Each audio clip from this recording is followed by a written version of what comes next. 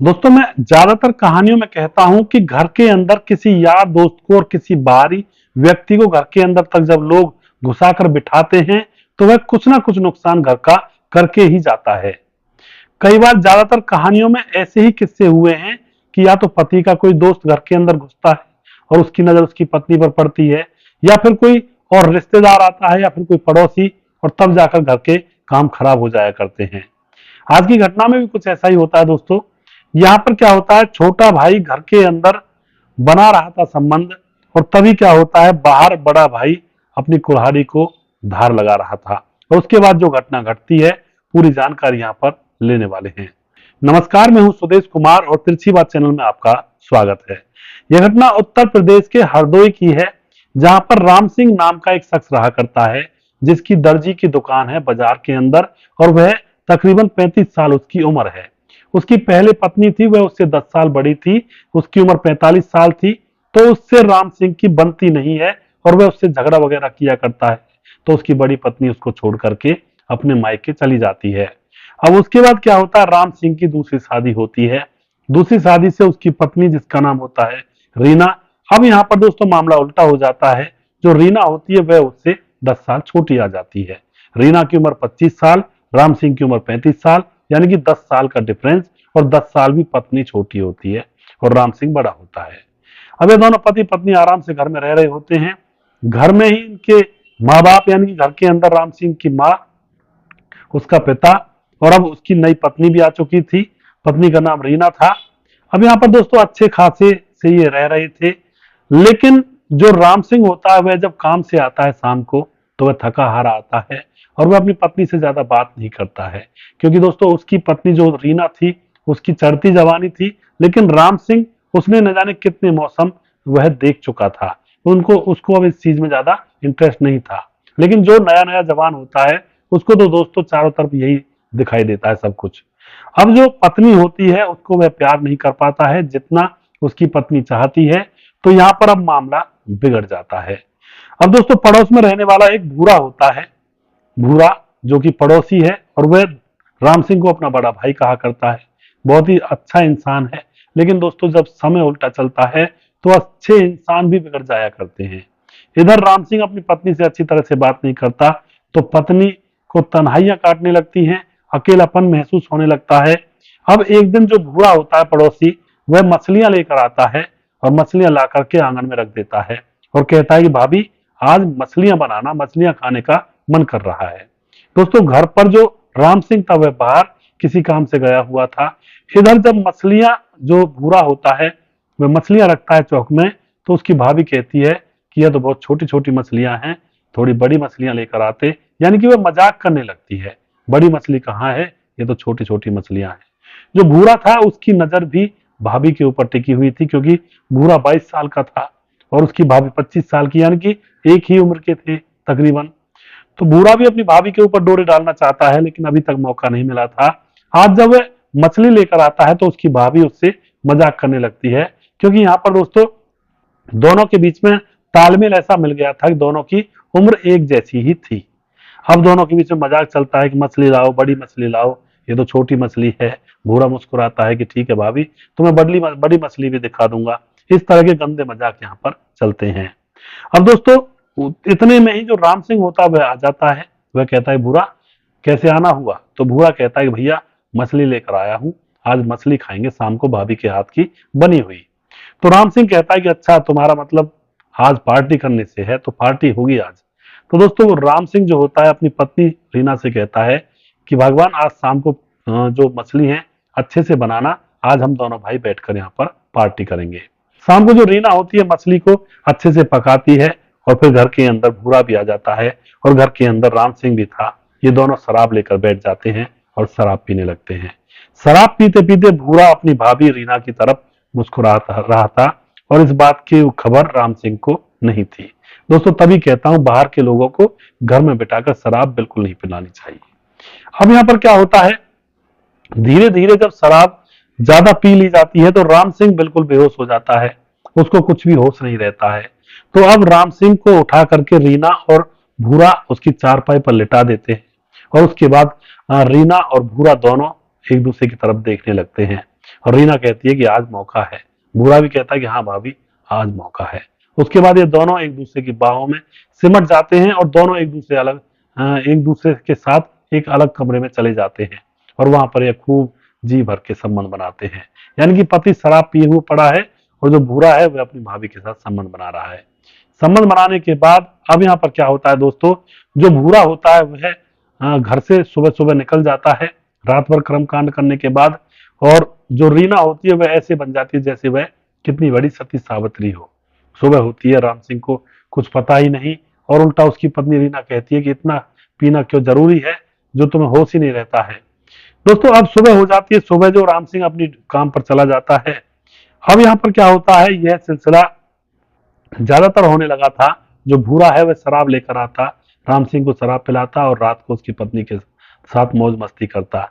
अब तो हद तक बात यह बढ़ चुकी थी कि भूरा दिन में भी अपनी भाभी रीना के पास आ जाया करता और संबंध बना लिया करता। इसी तरह से यहाँ मामला चल रहा होता है। जो भाभी होती है वह कहती है, भूरा तुम्हारा भाई तो बूढ़ा हो चुका है, अब मैं उसके साथ रहूं भी तो कैसे रहूं, क्या तुम मुझसे शादी कर लोगे? अब बूढ़ा कहता है, भाभी ऐसा तो नहीं हो सकता, यही के यही मैं तुमसे शादी कैसे कर सकता हूँ। लेकिन जो रीना है वह शिकायत करती है कि तुम मुझसे शादी कर लो तो बहुत अच्छा रहेगा, मैं तुम्हारे साथ खुश रहूंगी, क्योंकि वो आनंद जो तुम्हारा भाई नहीं दे सकता वो तुम देते हो और मुझे तुम बहुत पसंद आते हो। अब ये बात तो थी उल्टी सीधी दोस्तों। उसके बाद रोज ये शराब पीते और संबंध बनाते। बुरा कहता है कि देखते हैं भाभी क्या होता है। अब क्या होता है, मौका मिलते ही जैसे बुरा उसके घर पर पहुंच जाया करता तो दिन में ही ये दोनों संबंध बना रहे थे। तभी दिन में जो रीना की सास होती है, बगल वाले घर में रहती है, वह उनके घर आ जाती है और आकर के इन दोनों को नग्न पकड़ लेती है। यह देखकर उसको बड़ा गुस्सा आता है। अब उसको देख करके और जो बुरा होता है वह कहता, ताई मुझे माफ कर दो, माफ कर दो, आज के बाद ऐसा नहीं होगा। वह तो वहां से निकल जाता है, लेकिन रीना अपनी सास के पांव में पड़ जाती है कि मुझे मम्मी माफ कर दो, मुझसे गलती हो गई, आज के बाद ऐसा कभी नहीं होगा। अब जो सास होती है वो उसको धमकाती है और कहती है कि आज के बाद अगर मैंने ऐसा देख लिया तो फिर मुझसे बुरा कोई नहीं होगा। और वह अपने पति को बता देती है, यानी कि रीना के ससुर को। अब रीना का ससुर भी समझदार था, वह कहता है कि इस बात को बाहर मत फैलाओ, हमारी बदनामी होगी। अगर तुम उससे लड़ोगी तो भी बदनामी होगी, और अगर तुम उसके पति राम सिंह से कहोगी तो वह भी इससे लड़ेगा तो भी बदनामी होगी, इस बात को यहीं पर दबा दो। तो दोस्तों ये दोनों बुजुर्ग इस बात को वहीं पर दबा देते हैं, क्योंकि बहू ने माफी मांगी थी और भूरा ने भी माफी मांगी थी। अब तो दोस्तों जो ताई होती है, यानी कि जो रीना की सास होती है, वो भूरा से कह चुकी थी कि आज के बाद मेरे घर में फटक मत जाना। अब भूरा का उस घर में आना बंद हो जाता है। भूरा बड़ा परेशान हैरान। राम सिंह को इधर कुछ भी खबर नहीं है। अब भूरा जब बहुत दिनों तक अपने घर पर नहीं आता है, राम सिंह के घर पर, तो राम सिंह सोचता है कि भूरा आता क्यों नहीं है। अब एक दिन रास्ते में राम सिंह को भूरा मिल जाता है, तो राम सिंह कहता है कि यार भूरा, तुम तो घर पर आना ही भूल गए। अब जो भूरा होता है वह समझ जाता है कि राम सिंह को कुछ पता ही नहीं है, यानी कि वह बात दब गई है। अब एक दिन राम सिंह जबरदस्ती भूरा को अपने साथ घर पर ले आता है। भूरा मना करता है कि नहीं भाई मैं घर नहीं जाऊंगा, लेकिन जबरदस्ती राम सिंह उसको घर पर ले आता है कि आज चलो पार्टी करेंगे। और वह आकर के घर में पार्टी कर रहे थे, तभी वहां पर राम सिंह की माँ आ जाती है। वह देखती है कि यहाँ पर भूरा बैठा हुआ है, लेकिन वह समझती है कि शायद भूरा समझ गया है, वह चुपचाप बैठा हुआ है, तो वह कुछ नहीं कहती है। उसके बाद यहाँ पर इनकी पार्टी होती है और पार्टी के बाद फिर से भूरा वही कांड करके यहाँ पर जाता है। अब दोस्तों क्या होता है, बहुत दिन इनको हो चुके थे। भूरा डायरेक्ट तो घर में आता नहीं था, एक दिन मौका देख करके वह दिन में आता है और वह संबंध बनाता है रीना के साथ। और फिर वे दोनों एक दूसरे से लिपट कर रोते हैं कि हम दोनों कैसे अलग हो गए, हम दोनों कितना प्यार करते थे। और उसके बाद भूरा वहां से चला जाता है। अब तो भूरा मौका देखकर घर में आया करता था, पहले तो वह जब मन करता तभी घर में आ जाया करता था। अब दोस्तों इसी तरह से मामला चल रहा होता है। अब एक दिन जो जंगल के अंदर जो भूरा होता है वह अपनी भाभी रीना को ले जाता है और वहीं पर उसके साथ संबंध बना रहा था। उधर से रीना का पति राम सिंह आ रहा था और इन दोनों को जंगल के अंदर नग्न हालत में देख लेता है। दोस्तों ऐसा देखने के बाद अब जो राम सिंह को बहुत ज्यादा गुस्सा आता है, गुस्से से वह लाल हो जाता है और अपने भूरा भाई को गाली देने लगता है। और उसके बाद कहता है कि आज के बाद अगर तुमने मेरी पत्नी की तरफ आंख उठाकर देखा तो मैं तुझे जान से मार दूंगा। उसके बाद अपनी पत्नी को भी धमकाता है और फिर ये दोनों घर पर आ जाते हैं। अब यहाँ पर जो राम सिंह है वो अपनी पत्नी के ऊपर नजर रखने लगा था। तो राम सिंह जैसे नजर रखता है तो रीना का और भूरा का मिलाप नहीं हो रहा था। वे बड़े परेशान थे, हैरान थे कि अब करें भी तो करें क्या। लेकिन मामला इसी तरह से चल रहा था। अब रीना अपने प्रेमी भूरा से कहती है कि इस तरह से तो हम तड़प तड़प कर मर जाएंगे, तू मेरे पति को रास्ते से हटा दे, इस तरह से रास्ते से हटा दे कि किसी को कुछ भी पता ना चले, उसके बाद मैं तुम्हारी और तुम मेरे, देख लेंगे, जो कुछ होगा देखा जाएगा। अब दोस्तों यहाँ पर क्या होता है, जो भूरा होता है वह पूरी तैयारी कर लेता है। रात का समय था, राम सिंह ड्यूटी से आने के बाद चैन की नींद सो रहा था, और जो रीना थी वह प्लानिंग के तहत अपने मायके चली गई थी 2 दिन पहले ही। तो दोस्तों अब भूरा अपनी कुल्हाड़ी को की धार को तेज कर रहा होता है। रात के 12 बजे वह घर में घुसता है और राम सिंह जैसे चारपाई पर सोया हुआ था तो सोते हुए की गर्दन को काट देता है। उसके बाद वह चुपके से वहां से निकल जाता है। सुबह जैसे होती है तो राम सिंह के माँ बाप देखते हैं कि इसकी गर्दन कटी हुई है, खून से लहूलुहान है। उसके बाद पूरे गांव में शोर मच जाता है और दोस्तों यहाँ पर पुलिस आती है और माँ बाप सीधा आरोप अपने बेटे की पत्नी रीना और पड़ोसी भूरा के ऊपर लगा देते हैं।